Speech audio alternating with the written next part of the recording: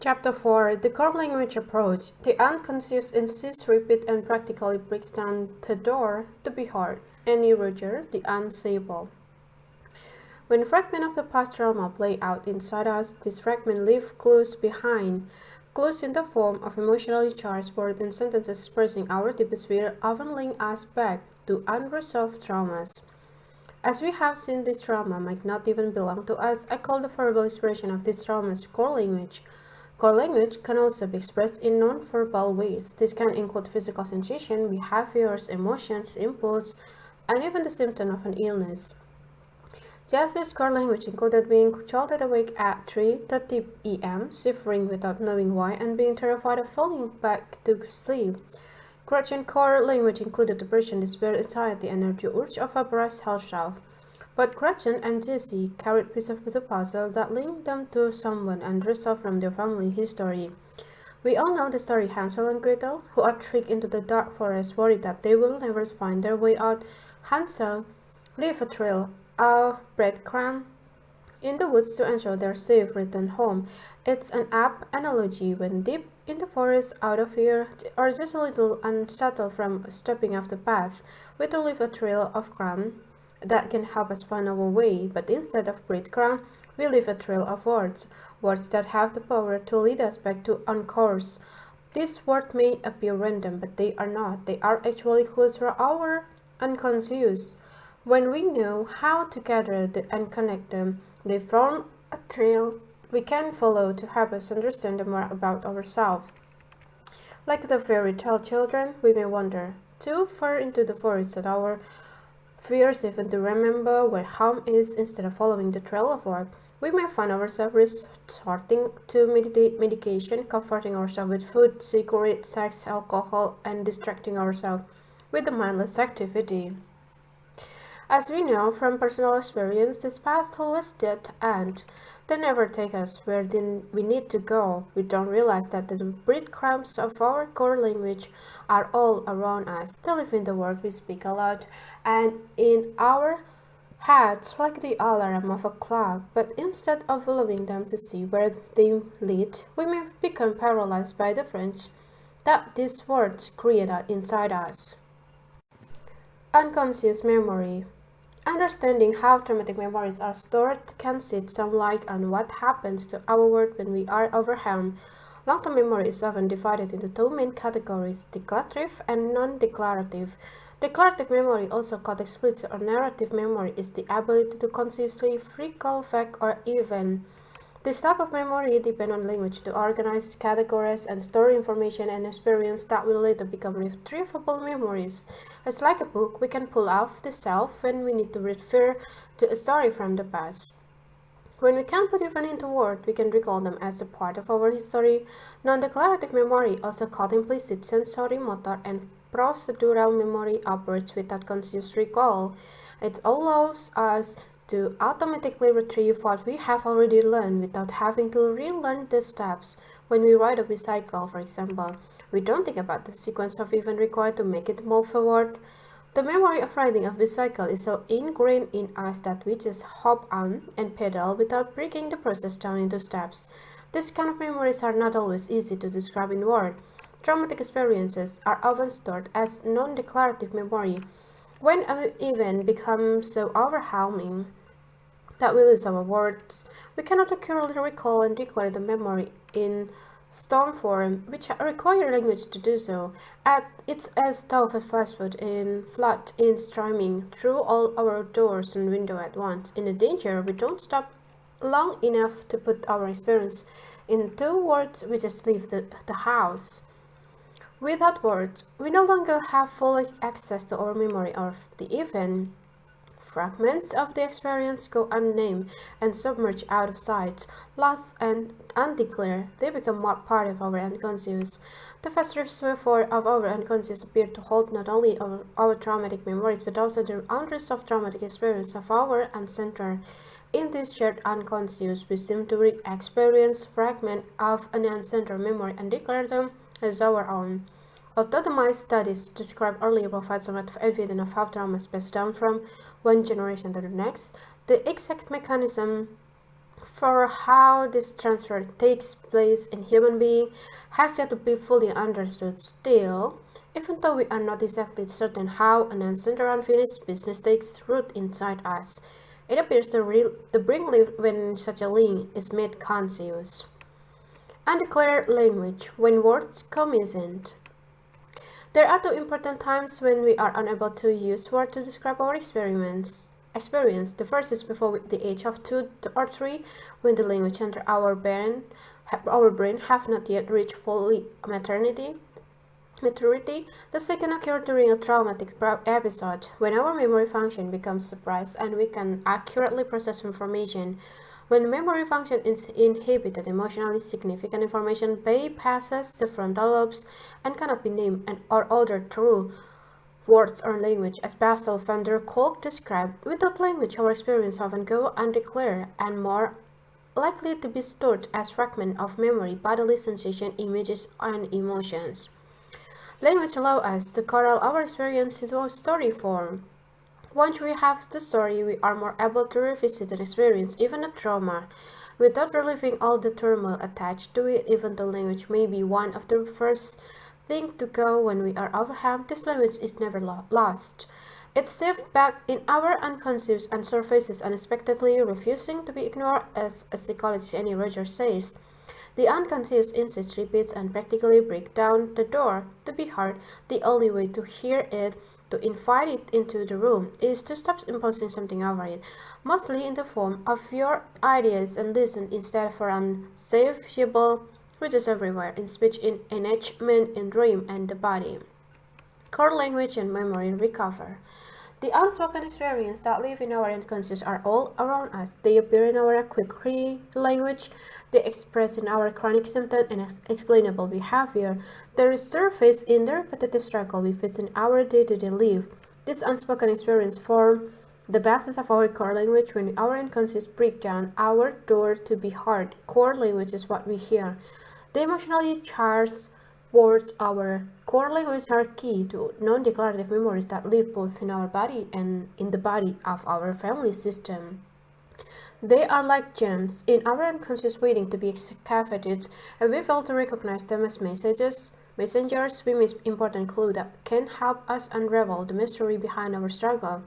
Once we dig them out, we take an essential step toward healing trauma. Core language helps us declare the memories that have gone and quickly enable us to piece together the event and experience that could not be integrated or even remembered.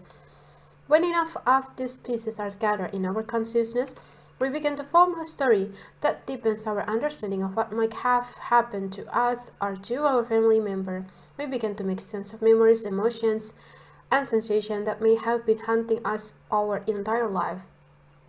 Once we locate their origin in the past, in our trauma or in our family trauma, we can stop leaving them as though they belong in the present.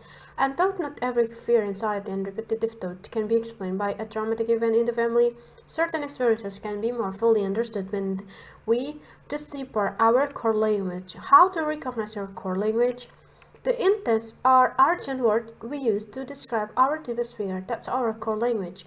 We can also hear it in the complaint we have about our relationship, our health, our work, and other life situation. Core language is even revealed in the way we have disconnected from our bodies and from the core of ourselves. Essentially, it's the fallout from trauma that has occurred in our early childhood of family history. The language is unusual in that it can feel out of context from what we know of what we have experienced. Core language can have the quality of coming from outside us while being experienced inside us.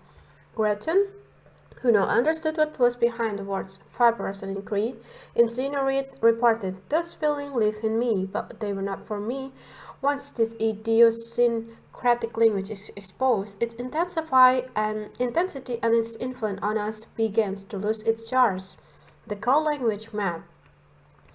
In the chapters that follow, I offer tools that help connect the dots between previously unexplained emotion and events from the past. Each tool contains a series of questions designed to draw out a feeling or inner experience that has probably never been named or made fully conscious.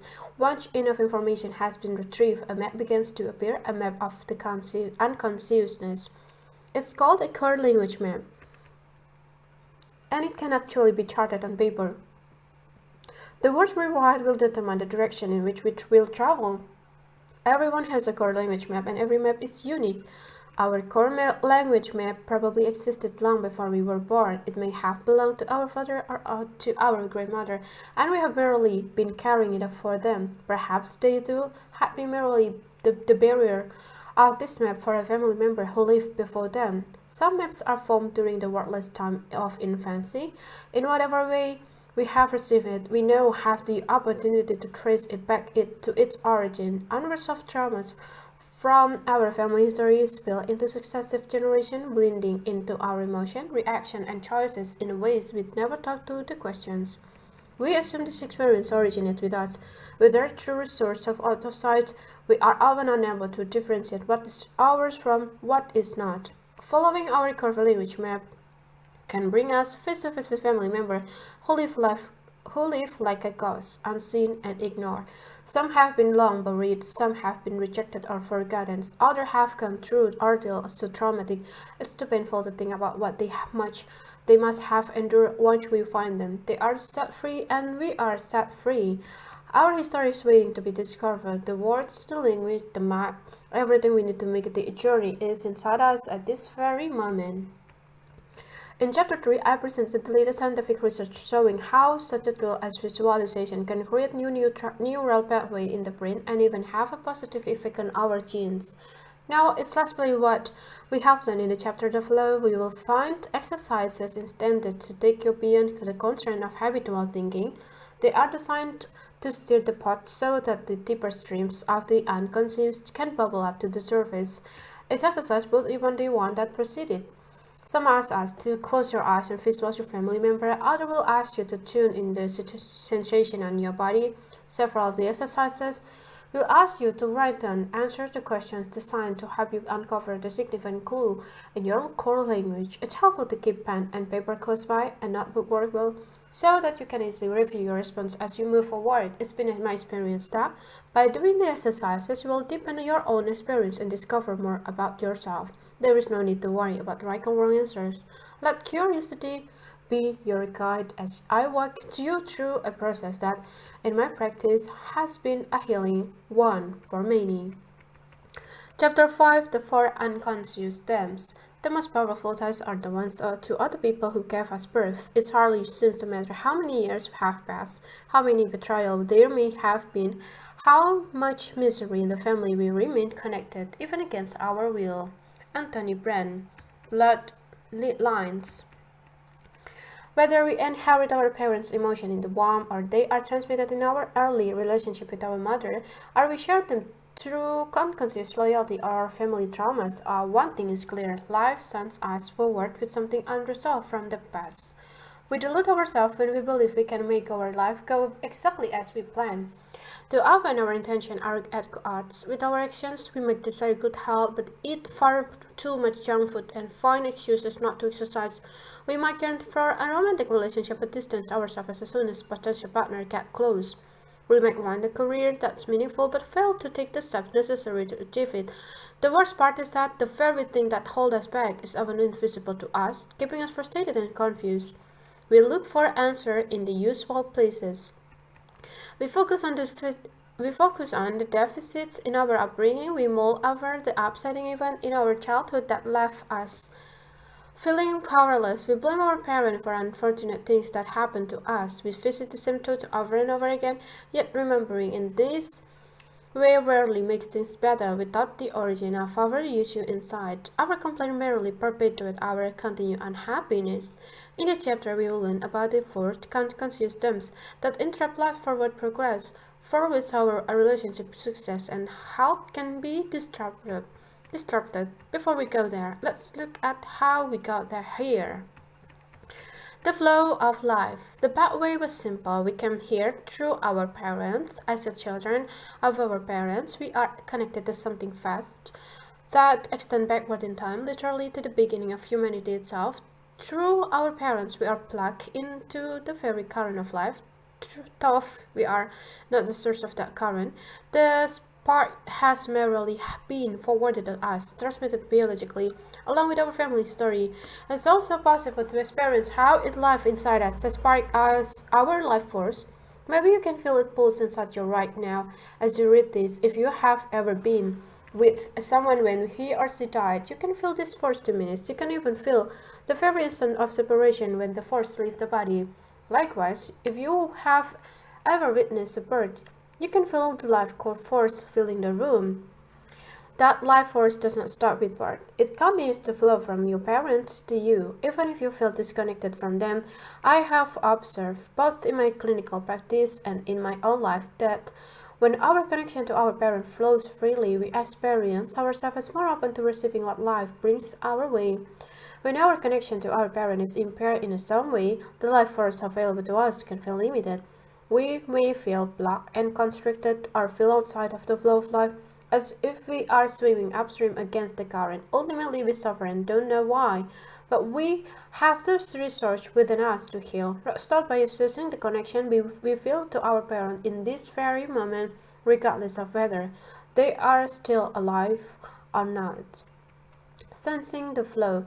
Take a minute and feel the connection or disconnection you have with your parent, regardless of the story you have about them. Feel the relationship and how it affects your body. Physically, visualize your biological parent standing in front of you. If you have never met them or cannot visualize them, just let yourself sense their presence. Hold their image and ask yourself the following. Do I welcome them or do I shut them out? Do I sense them as a welcoming me? Do I experience one directly from the other? Is my body relaxed or tight as I visualize them? If a life-giving force were flowing from them to me, how much of it would be getting through? 5%, 25%, 55%, or full of 100%? Life force that flow from our parent flows to us freely. There is nothing we need to do. Our only job is to receive it. Visualize the life force as the main wire that feeds electricity into your home. All the other wires that branch off into the various rooms depend on the main wire for power. No matter how successfully we wire our house, if our connection to the main wire is compromised, the flow will be impacted. Now let's look at how this main wire can be affected by the four unconscious stems that interrupt the flow of life. The stems are common to each of us, yet their effects are unconscious in us. 1. We have merged with the parent. 2. We have rejected the parent. 3. We have experienced a break in early bond with our mother. 4. We have identified with a member of our family system other than our parent. Any one of these stems can hinder our ability to flourish and to achieve the goals we set. They can limit our vitality, our health, our success to show up in our behavior and in our relationship. They appear in our words. The four themes are relational, in that they describe aspects of how we relate to our parent and to others in our family system. If we understand the themes and know how to look for them, we can identify which ones are operating in us and blocking us from having the fullness of our life experiences. A disconnections from our mother or father underlies 3 of the 4 unconscious themes, and is the first place to consider when we are struggling. There are other interruptions to the life force that can prevent us from living fully, but these interruptions are not always unconscious and do not necessarily involve a parent or another member of our family system. Such as interruptions comes about when we have experienced a personal trauma. Even if we are aware of trauma's effect on us, we might still be powerless to resolve it. Another type of interruptions occur when we feel guilty for an action we have taken or a crime we have committed. Perhaps we made a decision that hurt someone, or left a relationship in a cruel way, or took something that didn't belong to us, or purposely or accidentally took a life. Guilt can freeze up our life force in a myriad ways. And when not owned or resolved, it can extend to our children and even to their children. You will read more about this in the chapter that follows. First, let's look at the 4 interruptions that directly relate to our parents or another member of the family system. 1. Did you merge with the feeling, behavior, or experience of a parent? Think back. Did one of your parents struggle emotionally, physically, or physiologically? I think yes. Did it hurt you to see them suffer? Of course. Did you want to take their pain away? Yeah. Did you try? I don't think so. Did you ever side with the feeling of one parent against the other? Were you afraid to show your love to one parent for fear of hurting the other? In your life today, do you struggle in a way similar to how your parents struggle? Do you recognize your parents' pain in you? Many of us unconsciously take on our parents' pain. As small children, we develop our sense of self gradually. Back then, we had not learned how to be separate from our parents and be connected to them at the same time in this innocent place. Perhaps we imagined that we could alleviate their unhappiness by fixing or sharing it. If we took care of it, they wouldn't have to carry it alone. But this is fantasized thinking and it only leads to more unhappiness. Shared patterns of unhappiness are all around us, said mother, said daughter, disrespected father, disrespected son. The relationship difficulty of the parent mirrored by the children. The combination are endless. When we merge with a parent, we unconsciously share an aspect, often a negative aspect, of that parent life experience.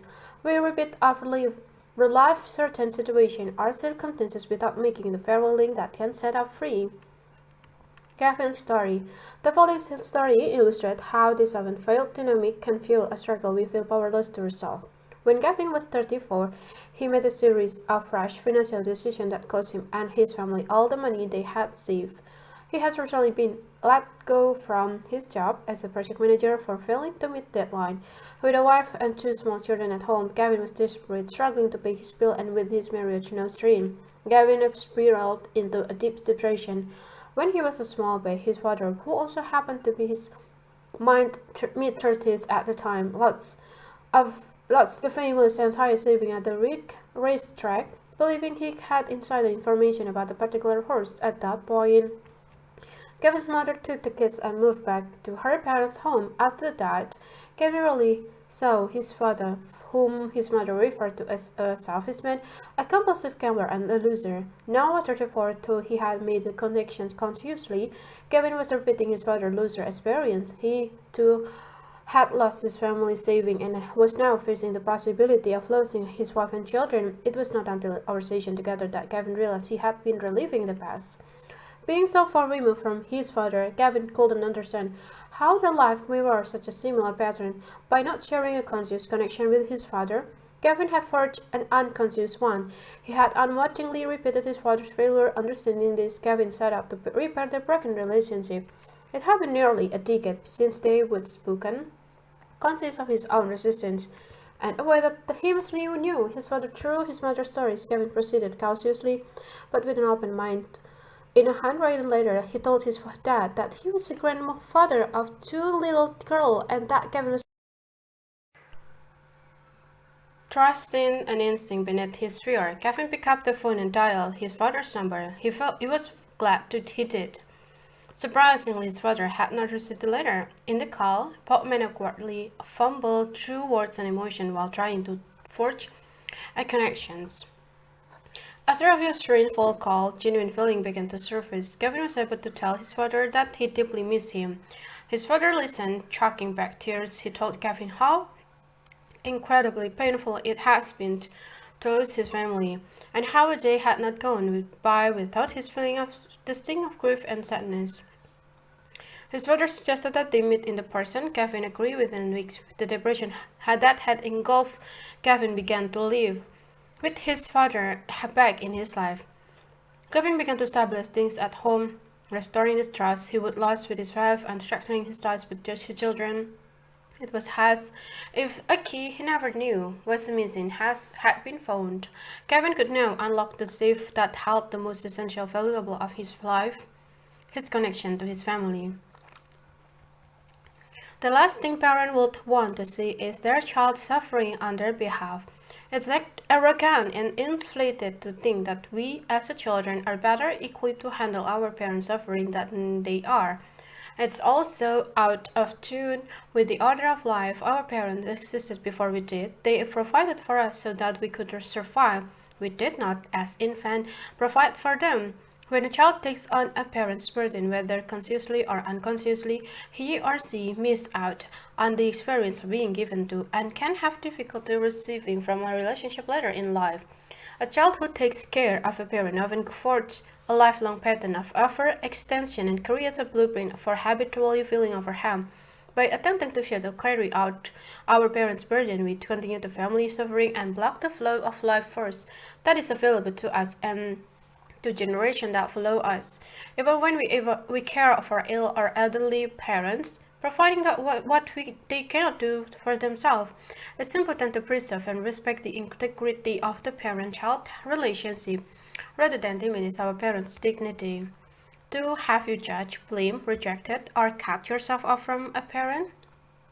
If you truly want to embrace life and experience joy, if you truly want a deep and satisfying relationship and health that's vibrant and resilient, if you truly want to live up to our full potential without the sense of being broken inside, we must first repair our broken relationship with our parents.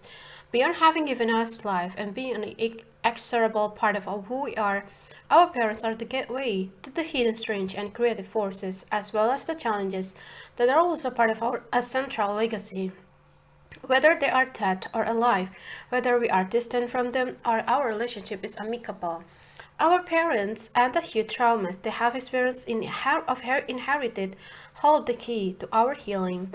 Even if you have the sense that you would rather chew a handful of thumbtacks than warm to your parent, this step cannot be bypassed, no matter how long it takes. Broken relationships often stem from painful events in our family history and can repeat for a generation until we summon the courage to let go of our judging mind, open our constricted heart, and regard our parent and other family member with the lack of compassion. Only by doing so can we resolve the pain that prevents us from wholly embracing our life, even if at first, we can make the movement only on an internal level. It's important to find a place inside ourselves where we can soften when we think of our parent and not bristle. This approach may run counter to what you have been taught. Much conventional talk therapy focuses on blaming the parent as the root cause of our suffering. Like rats endlessly navigating the same maze, many people spend decades rehearsing old stories of how their parent failed them and made their life miserable. Told old stories can entrap us. Once we uncover the deeper stories behind them, they have the power to set us free. The source of the freedom is inside us, simply waiting to be mine. Ask yourself, do you reject, blame, or judge a parent for something you feel he or she has done to you? Do you disrespect one or both of your parents? Have you cut yourself off from either of them? Let's say that you blame or reject your mother. Let's say that you blame her for not giving you enough of what you feel you should have received. If this is true for you, have you also asked yourself what happened to her? What even had the power to interrupt the flow of love in your relationship? Did something occur that separated the two of you, or separated her from her parents? Perhaps your mother carried a wound from her mother and was unable to give you what she didn't get. Her parental skill will be limited by what she did not receive from her parent. If you reject your mother, it's likely that a traumatic event stands between you and her. Maybe your mother lost a child before you were born, or gave a child up for adoption, or lost her first love in a car accident. The man she had planned to marry, perhaps her father died when she was young, or her beloved brother was killed getting off the school bus. The shock wave from such an event would affect you. But the actual event would have nothing to do with you directly. Instead, the trauma would tie up your mother's focus and attention, no matter how great her love for you. As a child, you might experience her as an unfallible, self-absorbed, or withholding. You might then reject her, taking her depleted flow of love personally as if somehow she had made a choice to keep it from you. The greater truth will be that the love you long for was not available for your mother to give. Any child born into similar circumstances will likely experience a similar type of mothering. If you cut yourself off from your mother, you might blame her for not responding to all the love you gave to her when you were a small child. Maybe she was depressed and cried a lot, and maybe you attempted to make her happy with your love. Maybe you took care of her and tried to take her pain away. Maybe one day you realized that all your good effort had failed, that your love could not make your mother feel better, and so you distance yourself from her and blame her for not giving you what you needed, when it was really that you felt unseen for all the love you gave, or disheartened that her love could not be returned in the same way. Cutting off may have been the only option you knew. Cutting off can make you feel free at first, but it's a false freedom of a childhood defense. Ultimately, it will limit your life experience. Maybe you blame or judge one parent because he or she was at war with the other and you felt forced to take sides Our child will be openly loyal to one parent but secretly loyal to the other. The child may form a covert bond with the rejected or denigrated parent by adopting or emulating what's judged as negative in a parent. Let's look at that again. The emotions, trait, behavior we reject in our parent will likely live on in us. It's our unconscious way of loving them, a way to bring them back into our life. We show how that pattern unconsciously play out in Gavin's life.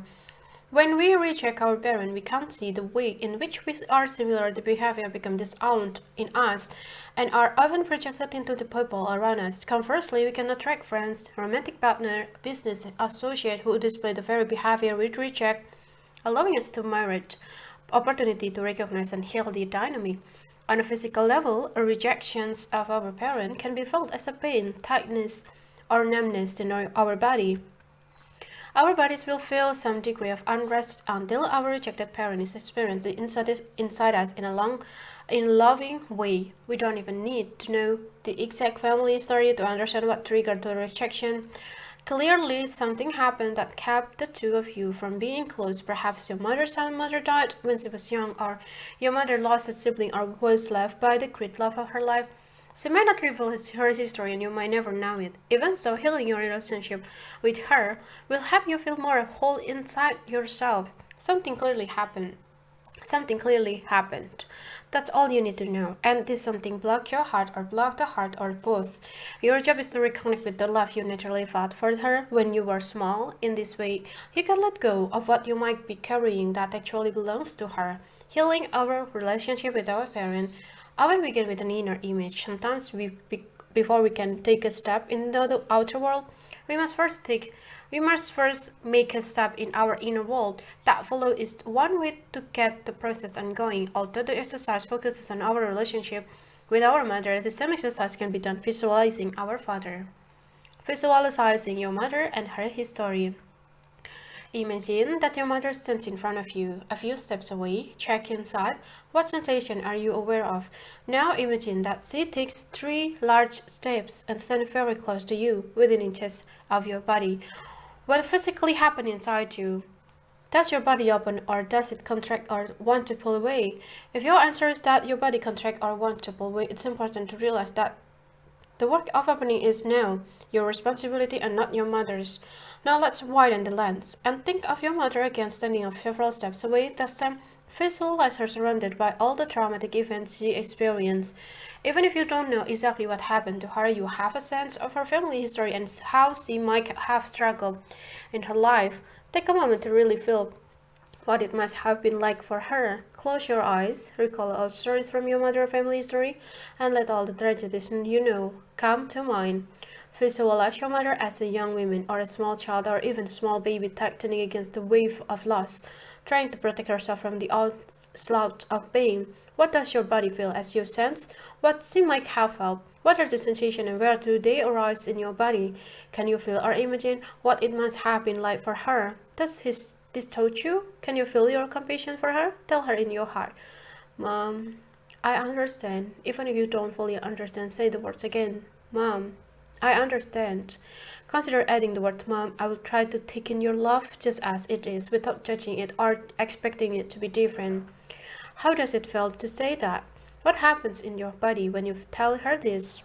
Is there any place in your body that lets go, open, or feel softer? Not only does having a close relationship with our parent and to add to the comfort and support we feel in life, it has also been shown to correlate with the good health. The results of a 35-year longitudinal study conducted at Harvard University found compelling evidence that the quality of our relationship with our parent can affect our health in later life. Specifically, participants were asked to describe their relationship with each parent using the following scale: very close, warm and friendly, tolerant, and strained and cold.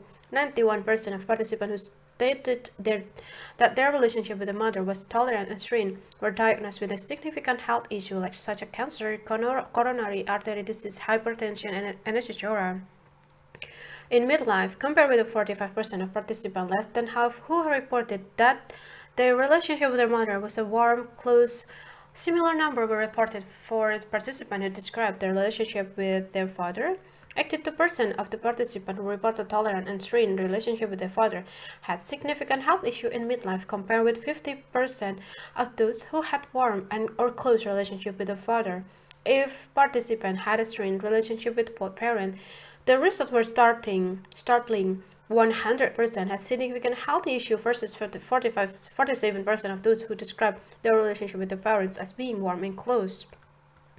Another study conducted at Johns Hopkins University followed 1,100 male medical students for 50 years and found that the cancer rates correlated closely with the degree of distance a participant felt toward a parent. Not only can a difficult relationship with our parent affect our physical health, our early relationship with our mother, in particular, can serve as a template from which our later relationships are forged. The following stories show how unresolved feeling toward our mother can be projected onto our partner. Tricia's story. Tricia's relationships were all short-lived. None lasted for more than a year or two. Now she was about to leave her current partner. He is cold and insensitive, she complained. He's never went where I need him. I know that she was doing so. Tricia described her mother in a similar way. She is distant and emotionally unavailable. I could never go to her for support. She never loved me in the way I needed to be loved. Tricia's rejection of her mother was the culprit behind her relationship failure. What sat unresolved with her mother and continued to resurface with her partner, eroding the bond they shared and the intimacy they desired. Tricia was unable to pinpoint any specific event that explained why she had rejected her mother. However, in our work together, she revealed that her mother has often described her own mother, Tricia's grandmother, as being selfish and emotionally unavailable. The story went like this. The grandmother, when just a toddler, was sent to live with her aunt after her mother's death. She often felt like an outsider in the new family and remained resentful for most of her life. Tricia finally understood the source of her mother's lack of warmth. She also saw for the first time that she too had merely been repeating a family pattern of daughters who didn't get what they needed from their mothers. This pattern reverberated through the family history for at least 3 generations. With a deeper understanding of the event behind her mother's distance, Tricia reported feeling compassion for her for the first time. Tricia reconciled the relationship and immediately could feel the effect of that reconciliation with her partner. She found that she was less defensive and could remain open and present, even during rough patches when, in the past, she would have left and felt threatened, pulled away, and retreated into herself. Projections that had been filled were now in a full view. If your relationship with your parent is strained, don't worry. I offer tools that can help you repair the connection. It will be important not to expect your parent to be any different from who they are. The change will occur in you. The relationship dynamic may remain the same, but your perspective will be different. It's not about recklessly throwing yourself in front of a moving train. It's more about choosing the best route to make the journey. 3. Did you experience an interruption in the early bond with your mother? If you reject your mother, it could be that you experienced interruption during the early bonding process with her. Not everyone who experiences a break in the early bond will reject his or her mother. What is more likely with an interruption during this period is that you experience some degree of anxiety when you attempt to bond with a partner in an intimate relationship. That anxiety could translate into difficulty maintaining a relationship or even not wanting a relationship at all. It could also translate into making the decision not to have children. On the surface, you might complain that raising a child involves too much time and energy. On the deeper level, you may feel ill-equipped to supply your child with what you yourself has missed. An interruption in the mother-child bond in earlier generation can affect your connection with your mother as well. Did your mother or grandmother experience a break in the bond with her mother? The residue from this early trauma can be experienced in a later generation. Not only that, it will be difficult for your mother to give you what she was unable to receive from her own mother. If you are estranged from your parent or they are the kids, you may never know the answer to this question, especially if you were very young. When the break occurs, early interruption in general can be difficult to discern because The brain is not equipped to retrieve our experience in those first few years of life. The hippocampus, the part of the brain associated with forming, organizing, and storing memories, has not fully developed its connection to the prefrontal cortex until sometime after the age of 2. As a result, the trauma of an early separation will be stored as a fragment of physical sensation, images, and emotion rather than as a clear memories that can be pieced into a story. Without the story, the emotion and sensation can be difficult to understand. Some questions to ask when looking for an interrupted bond. Did something trauma happen while your mother was pregnant with you? Was she highly anxious, depressed, or stressed? Were your parents having difficulties in their relationship during the pregnancy? Did you experience a difficult birth? Were you born premature? Did your mother experience postpartum depression? Were you separated from your mother shortly after birth? Were you adopted? Did you experience a trauma or a separation from your mother during the first 3 years of life? Were you or your mother ever hospitalized and forced to be apart? Did your mother experience a trauma or emotional turmoil during your first 3 years of life? Did your mother lose a child or pregnancy before you were born? Was your mother's attention pulled to trauma involving one of your siblings? Sometimes the break in the bond is not physical. Sometimes we experience more of an energetic break from our mother. She may be physically present but emotionally distant or inconsistent. The presence and constancy that a mother establishes during the first year of life is instrumental for the child's physiological and emotional well-being. Psychoanalyst Has Kohut described how the gleam in a mother's eyes when she gazes at her infant in the vehicle by which the child feels validated and informed and can begin to develop in a healthy way. If we experience an early break in the bond with our mother, we may have to piece together certain clues arising from our mother's history, as well as from our own history. We will need to look back and ask, did something traumatic happen to our mother that affected her ability to be attentive? Was the person or be preoccupied? Was there a disconnection in how she touched us, in the way she looked at us, in the tone of her voice when she spoke to us? Do I experience difficulty bonding in a relationship? Do I shut down, pull away, or push away from closeness? Susan, a 30-year-old mother of 2, cringed at the thought of having a physically close relationship with her mother. For as long as she could remember, she never liked being hugged by her. Susan also revealed that she and her husband were not physically affectionate.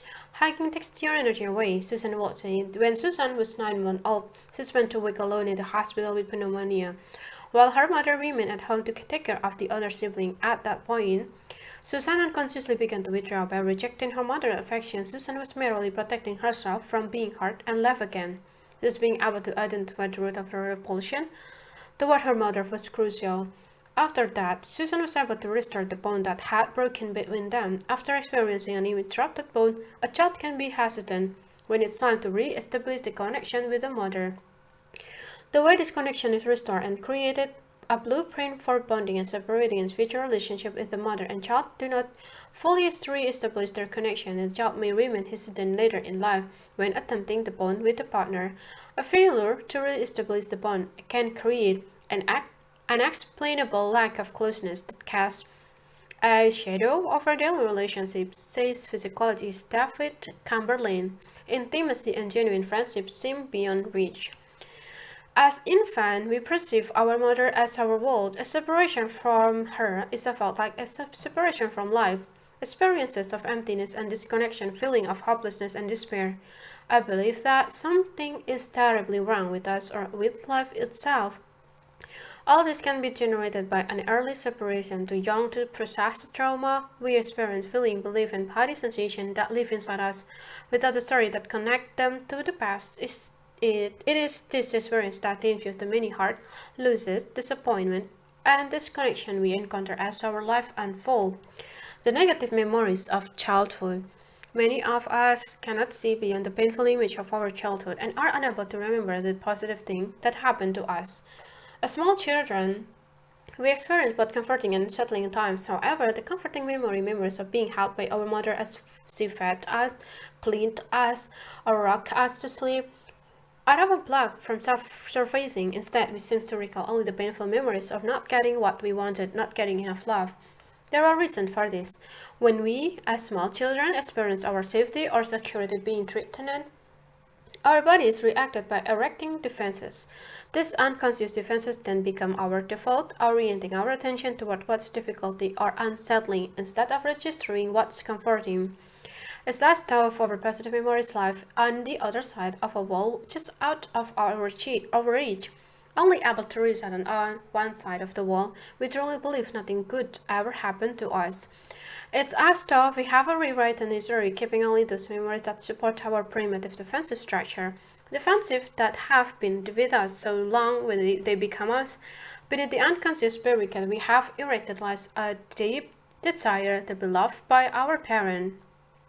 Yet many of us can no longer access this feeling, for were we to recall the loving and tender moment we shared with our parent, we would feel vulnerable and risk being hurt again. Thus, the very memories that could bring us healing are those we unconsciously block. Evolutionary biologists back up this premise. They describe how our amygdala uses about two-thirds of these neurons scanning for threats. As a result, painful and frightening events are more easily stored in our long-term memory than pleasant events.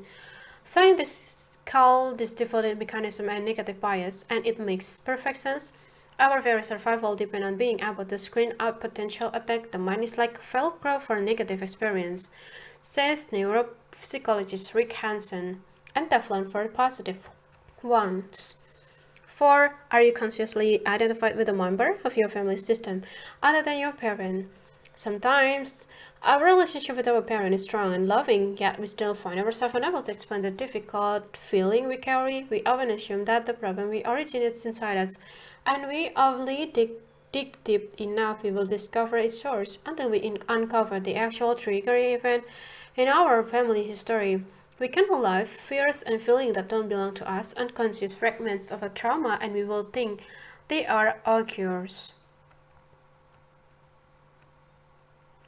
Are you identified with a member of your family system? Could you be feeling like, behaving like, suffering like, atoning for, or carrying the grief of someone who came before you? Do you have symptoms, feeling, behavior that are difficult to explain in the context of your life experience? Did guilt or pain prevent a family member from loving someone or grieving his or her loss? Did someone do something that caused his or her rejection in the family? Was there a trauma in the family, like early death of parent, child, or sibling, or abandoned, murder, crime, suicide, and etc., an event that was too terrible, painful, or shameful to talk about? Could you be connected with that event? Living a life similar to the person no one talks about? Could you be reliving this family member's trauma as though it were your own? How the four terms get set in motions. Let's consider the hypothetical scenario. First, a tragedy occurred. The older brother of the 2 years old dies suddenly, leaving behind grieving parent and child too young to make sense of what happened. It's a painful thing to imagine, but for the surviving child, this event could activate one or more of the four themes. For example, the child could reject a parent in his or her grief. Either parent could lose the will to live. Maybe the father or mother will start drinking to numb the pain, or begin spending extra time away from home. Perhaps being together only intensifies the grief they can't tolerate. Maybe they blame themselves for something they believed contributed to their son's death, or secretly they blamed each other. Accusation like you didn't get the right doctor, or you should have been watching him more carefully, might brew under the surface, but probably wouldn't be spoken. In any case, the surviving child would feel their parents' bitterly emotion. The rages, the self-incrimination, the shutdown. It could feel like the words has suddenly collapsed or disappeared. In response, the child may split off or armor his body form, the overwhelming feeling in an attempt to protect himself. As 2-year-old, he wouldn't understand the scale of the tragedy. The loss of his parent attention would feel confusing, perhaps even life-threatening. Later on, he might blame for the hurt or distance he felt, not taking into account what happened, what it must have been like for them. The child could experience interrupted bond with the mother. The shock of the older brother's death would likely shatter the mother's heart. Forlorn and despairing, she might disappear for weeks or months into her grieving, fragmenting the tender, energetic bond she shared with her 2-year-old, and even like this would disrupt the bond the child has experienced. to that point and interrupt crucial neural development taking place in a 2-year-old body and brain. At that age, he wouldn't understand the enormity of the tragedy that caused his mother's attention to Sif. All he would feel is that she was shining her light toward him one moment and shutting down the next. Chemical designed to put him on alert would fire in his body, keeping him on guard. He might then become mistrustful of her, fearing her inconsistency, worried that she could disappear on him again at any time. The child could merge with the mother's or father's pain. With the older child dead, the living child might experience the weight of his mother or father's pain as if it were his own. The cascading effect of grief could reject the entire family. In the blind attempt to ease his parent pain, he might try to carry his mother's depression or his father's grief as though he had some magical power to take it away. It would be almost as if we were saying, Mom, Dad, if I carry the pain with you, or if I carry it for you, it will make you feel better. His attempt, of course, wouldn't succeed. It would only extend the grief into the next generation. Children who share their parents' pain generally do so unconsciously.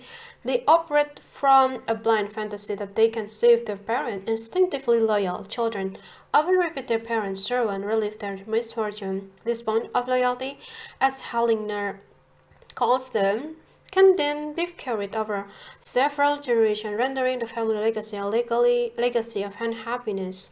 The child could become identified with a dead brother. When a small child dies, a blanket of grief shrouds the family. The untolerable wave of pain blocks expression of aliveness and happiness. The living child may even begin tiptoeing around the grieving parent as so as not to upset them further. In an attempt to avoid the pain and senselessness of the dead family member may not try to think about the dead child and even resist speaking his name. In this way, the dead child is excluded, creating a fertile ground for an identification to take a root. Hellinger teaches that the little child in the system can express what family has suppressed. That means that the living child could find himself feeling the present or lifeless, split up from his essence if he does not exist, similar to how the family perceives the dead brother. The living child might feel like he is ignored or not seen in the family, or that he is not important and does not matter. He might even begin to take the traits of the dead brother, expressing facets of his gender, personality, illness, or trauma. Unconsciously identified with him, he might find his enthusiasm diminished. The amount of life force he takes in limited. It could feel as though, joined with his dead body sibling in silent sympathy, the living child is saying, since you couldn't live, then I won't live fully. I once worked with a woman who was born less than a year after her older brother died stillborn. The dead child was not given a name or a place in the family. The family claimed only 2 children. McLean and her younger sister McLean claimed only one sibling, her sister. Yet she suffered with the feeling of not belonging. I feel like an outsider in this family, she said. It's like I don't have a place. Although there was no way to prove it was true. It appeared that she carried her older brother's experience of being excluded in the family. After we worked together, she reported that the feeling of not belonging had dissolved. Identification like this can significantly alter the course of our life. Unsuspecting and unaware, we relive a speck of our family trauma with startling consequences. These experiences are not uncommon. Many of us unwittingly live in a sympathy with family members who have suffered difficult traumas. When suffering confounds us, we need to ask ourselves, whose feeling am I actually living? The fourth tool to the core language map. One of the greatest roadblocks to resolving trauma is that the source often remains out of sight. Without a context for understanding our feeling, we often do not know the next step to take. Core language can bring the origin of trauma into view so that we can distinguish from the way in which we may have been reliving the past. In the pages that follow, you will begin constructing your core language map. You will follow a step-by-step process that uses your language. The words you speak will help you target the source of feeling that may have been difficult for you to explain. There are 4 steps to constructing your core language map. In each step, you will be given a new tool. Each tool is designed to extract new information. The tools are the core complaint, the core descriptor, the core sentence, the core trauma. In the next chapter, you will learn to listen for a clue in the words of your core complaint. You will learn to analyze and decipher what belongs to you and what stems from your family history. In doing so, you will begin to break the trains of trauma from the person, learn to place a feeling and a symptom attached to them in their proper historical context. Part 2. The Core Language Map. Chapter 6. The Core Complaint. When an inner situation is not made conscious, it happens outside as fate. The words we use to describe our worries and struggle can say more than we realize, yet few of us ever think to look there. In this chapter, you will begin to construct your core language map. You will learn to follow your words as they form a trail of clues that can lead you to the origin of your fears. Along this verbal path, the core complaint will be your first stopping point. It can be a treasure chest of unexamined wealth. Your core complaint can even contain the seeds of the resolution you seek. You just need to look inside. To hear the core complaint in our everybody language, we look for the deepest threads of emotion in the fabric of the words we speak. We listen to words that have the strongest emotional resonance to them. Sometimes there is a debilitating fear that holds us captive. Sometimes there is an urgent quality of something that is being asked for or requested something. There is just a great pain. Whenever Bob, a 52-year-old structural engineer, feels anxious and alone, he complains, "Why does everyone always leave me? Why am I not good enough?"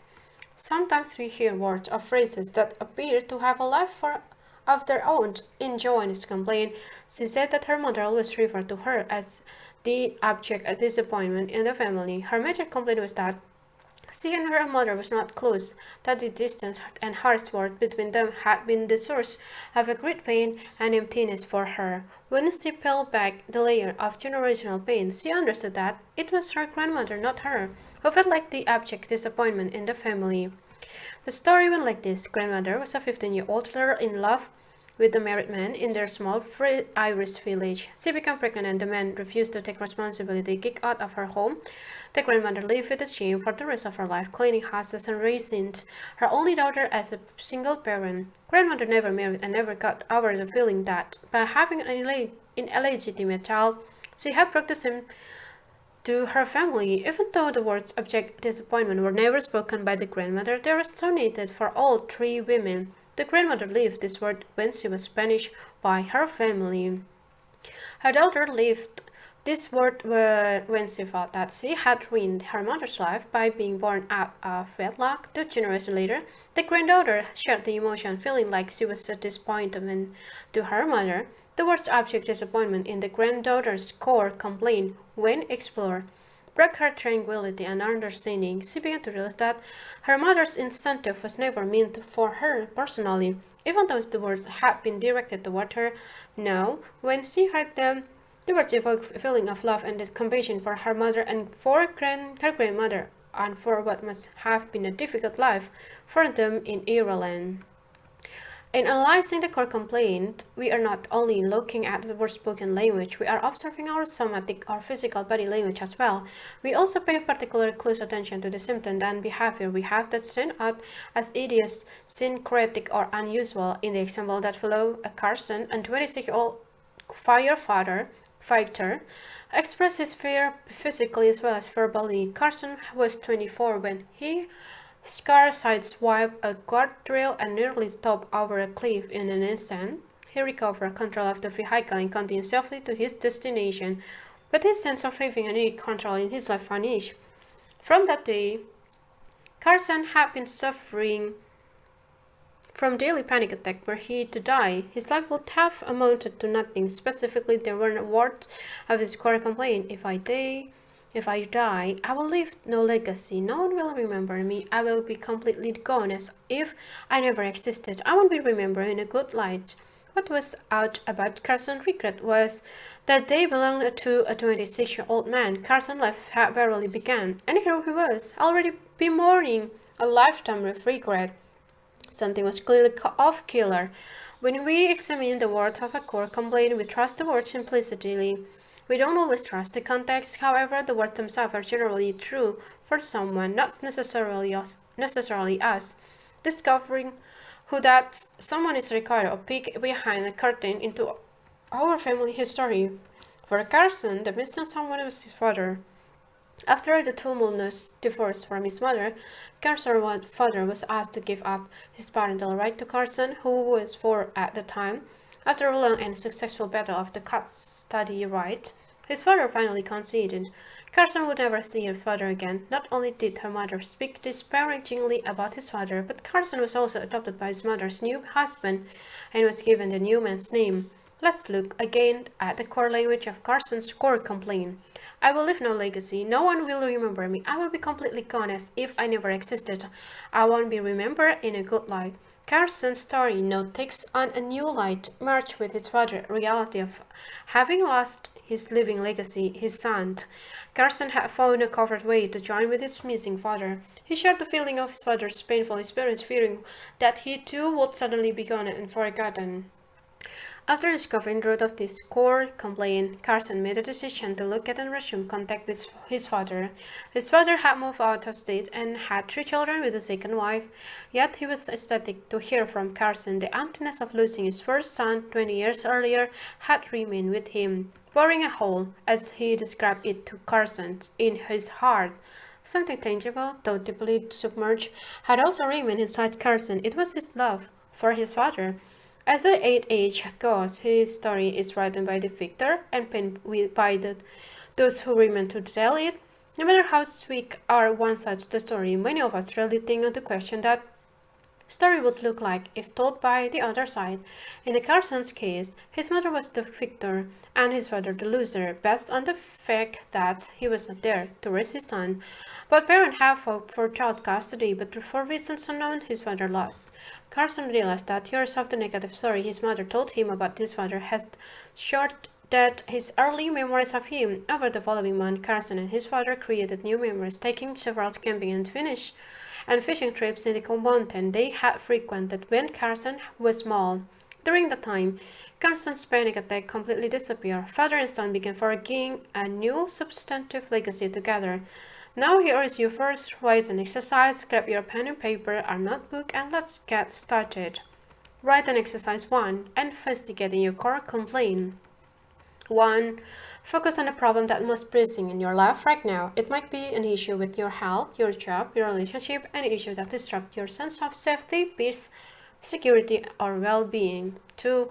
What is the deepest issue you want to heal? Maybe it's a problem that feels overwhelming to you. Maybe it's a symptom or feeling you have had all your life.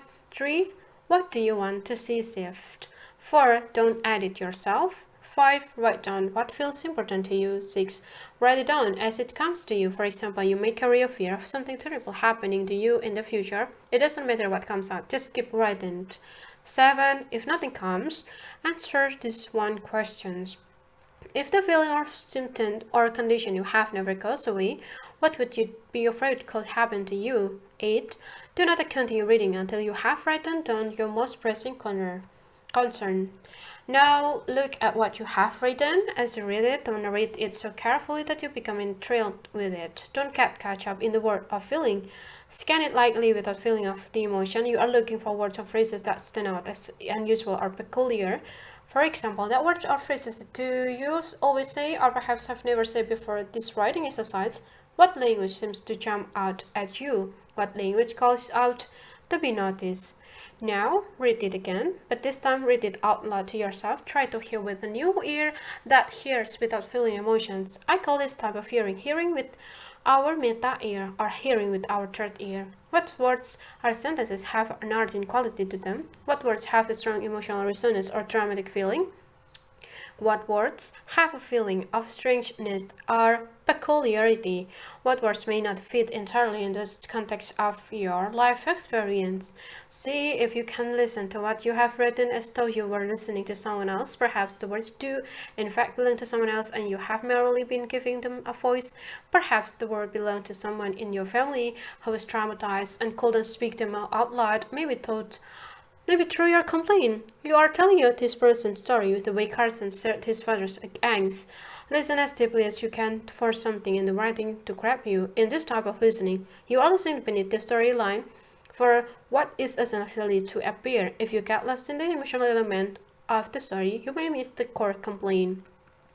Here is how Bert Hellinger describes this type of listening.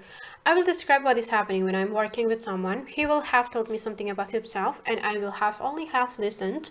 I don't want to hear exactly what he's saying or know exactly what he's saying. Therefore, I don't listen to so carefully that I have to concentrate, but rather just enough to so that I can, at the same time, keep my eyes on the greater picture. Then suddenly, he says a word, and it's alert me. Suddenly, beneath all that he said to me, there is a word that speaks to me. The word has energy, and without knowing exactly what I'm going to do, I know that this is the place where I can do something. If I allow this word to take its effect on me, I get a sense of the people who are necessary for the resolution. Sandy, I'm going to die. Now, follow us along as we dissect the core complaint of a woman. I will call it Sandy. Sandy was also, like Gretchen, a child with a history rooted in the Holocaust. As a child of a Holocaust survivor, Sandy wanted to have to understand her overwhelming for fear of death, and so explored some of her core language. She described her fear as not death itself, but knowing that I'm going to die and I cannot do anything to stop it. It's totally out of my control.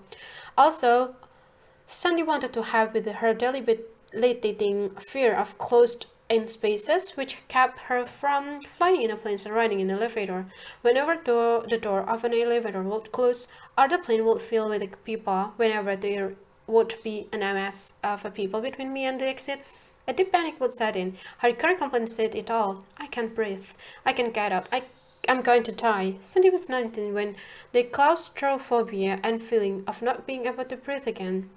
Her father was also 19 when both of his parents and his youngest sister were asphyxiated in the gas chamber at Auschwitz. Sandy's symptoms worsened after her father passed away 10 years ago. Although a link which seems obvious to me, as I have worked with many descendants of Holocaust victims and survivors, Sandy had never made the connection. She was carrying the panic terror of her grandparent and aunt.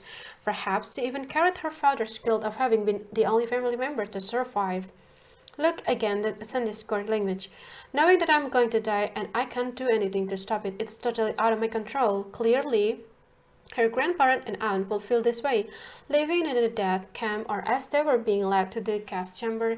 Once inside the gas chamber, any one of them might have experienced a mass of people between me and the exit. Then, of course, an unfathomable panic would have set in. Sandy's core language revealed the tragic outcome. I can't breathe, I can't get out, I'm going to die. The connection was now switched to Sandy.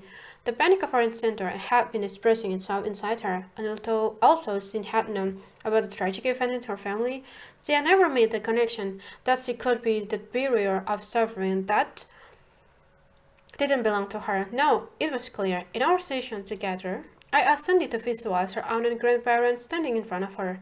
I asked her to have a conversation with them. With my prompting, Sandy told me, I have been terrified just like you, and I can see that this terror does not even belong to me. I realize that it doesn't help you when I carry it, and it certainly is not helping me. I know this is not what you want for me, and I know it burns on you to see my aunt serious like this. Instead, I will have this anxious feeling for you, with you, Grandma, and with you, Grandpa, and with you, Aunt Sarah. Tears collected in the corner of her eyes as he imagined the three of them smiling and blessing her to be happy. Sandy imagined her body filling up with the love they were sending her, finally able to pinpoint the origin of her claustrophobia and fear of death. Sandy could feel the weight of